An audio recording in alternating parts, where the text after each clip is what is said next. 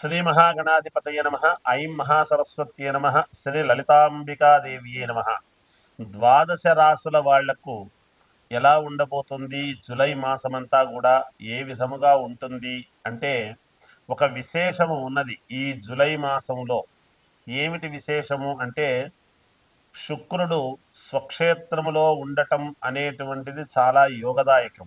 అలాగే మామూలుగా ఈ కేతువు కుజుడు కలిసి ఉండటం అనేటువంటిది కూడా సింహరాశిలో ఒక రకమైనటువంటిది యోగం. ఎందుకు ఆ యోగము అంటే సింహరాశ్యాధిపతి అయినటువంటి రవి ఒక యోగాన్ని ఇవ్వాలి అనేటువంటిది ఉంటుంది, గ్రహాలకు రాజు కాబట్టి. అందువలన 12 రాసుల వాళ్లకు కూడా శుక్రుడు స్వక్షేత్రములో ఉంటే ఎలా ఉండబోతున్నది, ఈ రవి కుజుడు మామూలుగా కుజకేతువులు కలిసి ఉండేటువంటి దాని వలన జరిగేటువంటి విధానాలు ఏమిటి, చంద్రుడు అంటే మామూలుగా సహజముగా తొందరగానే తిరుగుతూ ఉంటాడు అన్ని రాసులను. ఇవి కొంచెం ఎక్కువగా నెలల పాటు ఉండేటువంటివి కాబట్టి కొంచెము చూసుకోవాలి. అందువలన చాలా యోగవంతమైనటువంటి ఇవి నడుస్తాయి అనేటువంటిది తెలుస్తూ ఉన్నది. ఎవరెవరి జాతకములో అయితే శుక్రుడు బలంగా ఉంటాడో, అలాగే సింహరాశి వాళ్ళకి ఏమిటి, ఆ రాశిలో ఉండేటువంటి వాళ్ళకనే కాకుండా కుజకేతువుల యొక్క ప్రభావం ఎవరి జాతకములో అయితే యోగదాయకముగా ఉంటుందో వీటన్నిటినీ ఏమి తెలుపుతుంది మనకు అంటే రాహువు కుంభములో ఉండటం, కేతువు సింహములో ఉండటం వలన, అలాగే రాజకీయ నాయకులకు కావచ్చు, ఒక పదవి కాంక్షించేటువంటి వాళ్లకు కావచ్చు, నాకు ఈ యోగము ఈ మహర్దశ ఎందుకు నాకు రాలేదు, ఒక అవార్డు ఎందుకు రాలేదు అనేటువంటి వాళ్లకు కావచ్చు, శుక్రుడు స్వక్షేత్రములో ఉండేటువంటి దాని వల్ల కళలకు అధిపతి కాబట్టి స్త్రీలకు ఎక్కువగా ప్రాధాన్యతగా మంచి పేరు రావటం అనేటువంటిది కూడా ఉంటుంది గాక, ఎంతోమంది స్త్రీలు వాళ్ళ వాళ్ళ యొక్క ఇది తగినట్టుగా మాకు రాలేదే ప్రతిభ అనేటువంటి వాళ్లకు యోగం అనేటువంటిది ఉండబోతున్నది. అలా శుక్రుడు అంతేకాకుండా సినిమా రంగము కళలలో రాణింపు ఉండేటువంటి వాళ్లకు మంచి మహర్దశ పట్టేటువంటి అవకాశము ఉన్నది.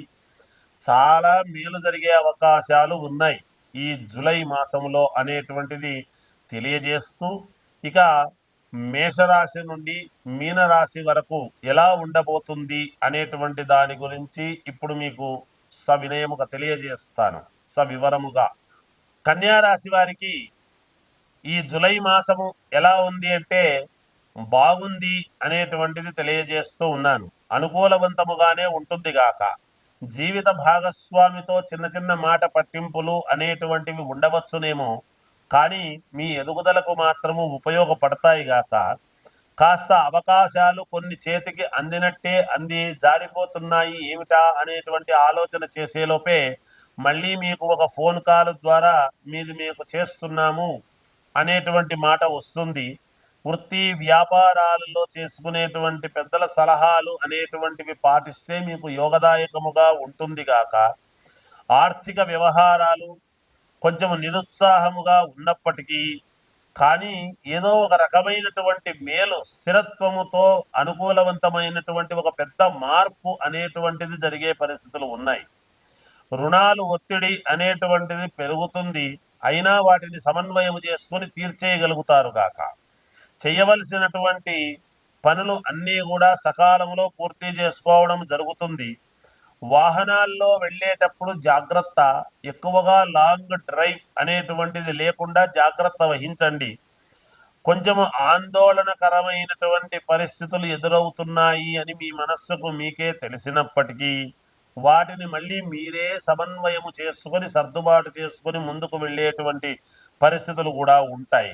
ఒక ముఖ్య విషయంలో మిత్రులతో కాస్త వాదోపవాదాలు అనేటువంటిది జరిగే పరిస్థితి ఉన్నది.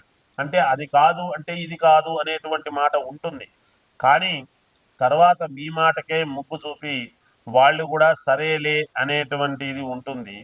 అలాగే చిన్న తరహా పరిశ్రమలు అనేటువంటివి పెట్టుకున్నటువంటి వాళ్లకు కొంత ఇబ్బందికరంగా ఉన్నప్పటికీ నెలాఖరులో మేలు జరిగేటువంటి పరిస్థితులు ఉన్నాయి. ఏది ఏమైనా విద్యార్థులకు యోగవంతమైనటువంటి కాలము కనపడుతున్నది. రాజకీయాలలో ఉండేటువంటి వాళ్లకు కూడా కొంత యోగకరంగానే ఉన్నది. ఉద్యోగాలు చేసుకునేటువంటి వాళ్లకు యథావిధిగా ఉద్యోగాలలో మంచి అనుకూలమే ఉంటుంది గాక. ఏది ఏమైనా వ్యక్తిగతమైనటువంటి జాతకాలను చూసుకొని తన అనుగుణంగా ముందుకు వెళ్ళండి. మేలు జరుగుతుంది. జయోస్తు.